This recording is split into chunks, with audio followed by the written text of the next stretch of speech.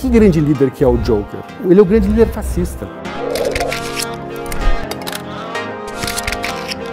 A política, na verdade, ela articula o terror e o medo. E ela articula isso como? Ela articula estabelecendo os limites daquela população para a qual nós devemos projetar o medo, o terror, né? São os terroristas, por exemplo, né?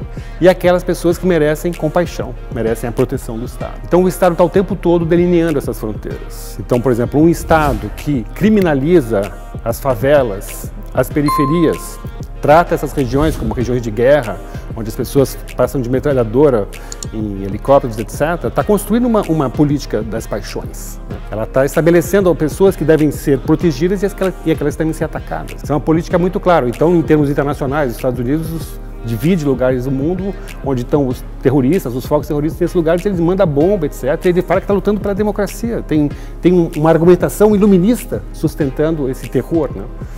Então, acho que a política ela se transformou muito nisso, né? É interessante como dois filmes recentes que estão passando no Brasil agora, o Bacurau brasileiro e o Joker, né, americano, tratam justamente dessa questão, dessa política do medo, dessa política da violência, né? Não sei se você viu esses filmes, né? Sem nenhum spoiler, né? Mas no caso do Bacurau, né, se trata de uma pequena comunidade no interior do Nordeste brasileiro que de repente começa a ser atacada por pessoas que elas não entendem como. Então a história dessa pequena comunidade tendo que se articular e toda uma questão ali de um pequeno museuzinho da cidade que vai ser a chave para eles conseguirem se defender. Então é uma metáfora justamente dessa coisa da memória como local de resistência, né? Um filme muito interessante para a gente pensar o Brasil atual. E por outro lado o Joker, né, que é a história de um cara que ele é um palhaço falido, né, que é desmoralizado o tempo todo e de repente ele descobre que sendo violento com relação à sociedade, matando pessoas, ele se sente empoderado e ele é respeitado. Então ele começa a matar e começa a ser cada vez mais respeitado. E a pegada interessante desse filme, do Joker, é que o filme é construído do ponto de vista do Joker. A gente tem empatia com esse cara que a gente sabe que é um vilão, né, entre aspas, né? Mas na verdade a ideia é mostrar como ele na verdade ele é um grande traumatizado, porque ele não sabe quem é o pai, quem é a mãe dele, ele sempre sofreu desde criança, etc. E ele se torna um grande líder. Que grande líder que é o Joker? Ele é o grande líder fascista. O Hitler era uma espécie de um Joker, né? Tanto é que até 38, 39, muitas pessoas da Alemanha falavam: esse palhaço não vai ficar muito tempo no poder, não é possível que esse palhaço vai, entende? Porque ele parecia um palhaço, ele era uma pessoa histriônica e ridícula, ele era um artista frustrado, ele não conseguiu entrar na academia e virou político. E esse Joker também é um cara que queria ser um comediante e não conseguiu, virou um grande bandido, digamos assim, né? E essas pessoas mobilizam a massa.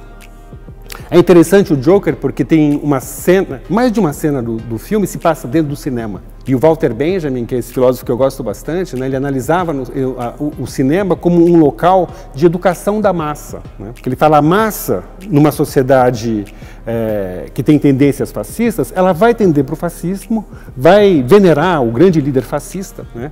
E vai produzir um tipo de revolução que não resolve nada, porque não muda as relações de classe, não muda as relações de poder na sociedade.